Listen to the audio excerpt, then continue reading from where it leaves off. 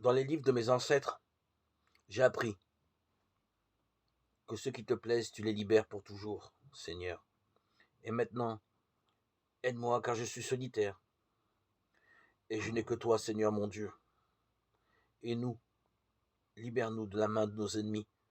Rends-nous la joie après la détresse et le bien-être après la souffrance. Esther chapitre 4, Agada verset 17. Le peuple juif est sur le point d'être exterminé par Aman, ministre du roi perse Assuérus. La reine Esther avoue au roi qu'elle aussi est juive. Elle recommande un jeûne à son peuple. Elle se tourne vers son Dieu pour implorer un miracle. Changer le cœur du roi. Même si le cœur de Pharaon n'a pas été touché, elle sait que Dieu s'est manifesté avec puissance pour libérer son peuple. Quand tous les appuis humains s'effondrent, Dieu est l'unique refuge. Le jeûne, la prière, le choix de la vérité ont triomphé des intentions de l'ennemi plus sûrement que la beauté de la reine.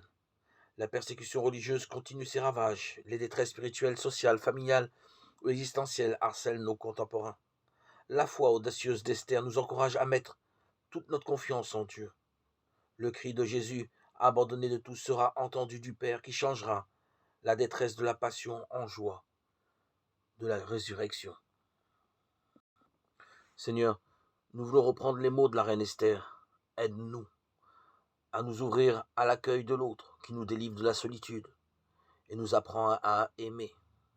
Libère-nous de ce qui freine notre progression de fils et de filles unis en ton saint corps.